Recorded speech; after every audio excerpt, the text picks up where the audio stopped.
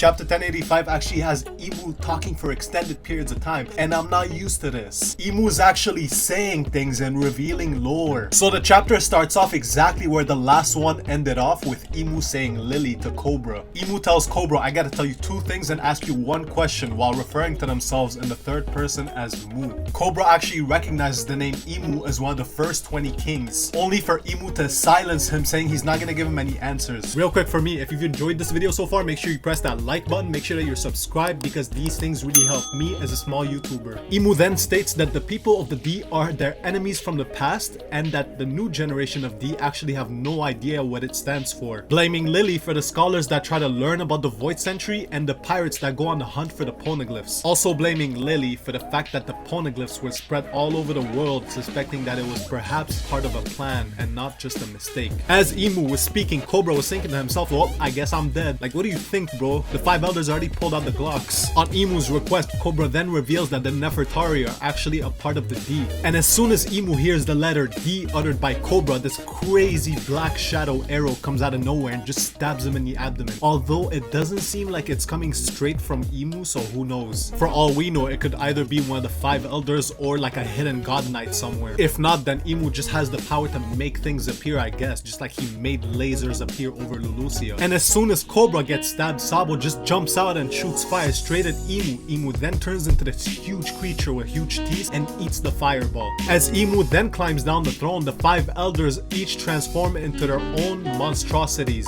Mind you, we can't really see any of them too clearly as they're all silhouettes, but we still have some sort of idea of what they look like. We see a bird like Morgan's, a demon ogre with big horns, an elephant boar, an awakened Zoan with the clouds over the neck, and the last one we just have no idea, like the shape is undescribable. As Sabo grabs Cobra to escape from the throne room, Cobra just grabs onto him and tells him, yo, tell Luffy and Vivi that we are all a part of the D. Now, who is Cobra referring to? Is he referring to the Nefertari specifically, or is he referring to like all the good guys? In fact, the D specifically referring to the good guys is hinted at when Sabo has like a little flashback where Ace names him Sabo.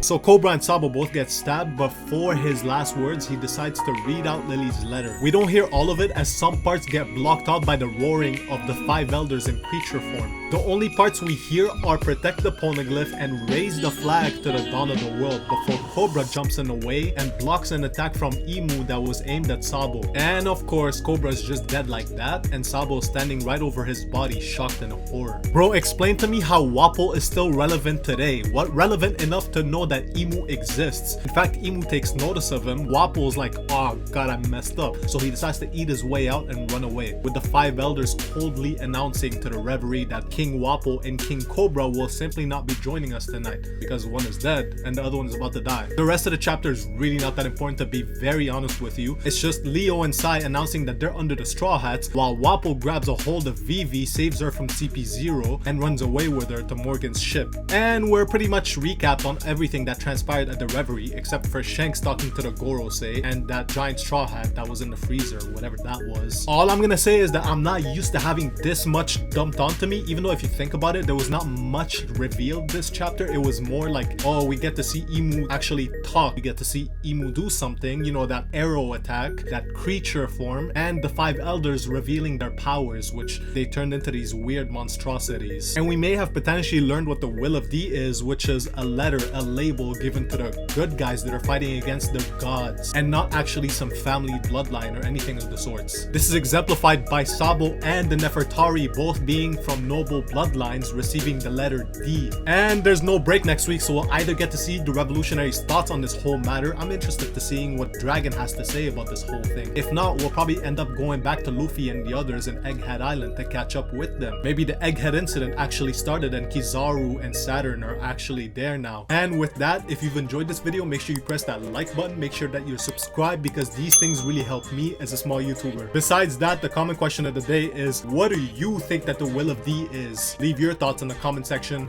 below. Thank you for watching. Like, share, and subscribe, and have a good one.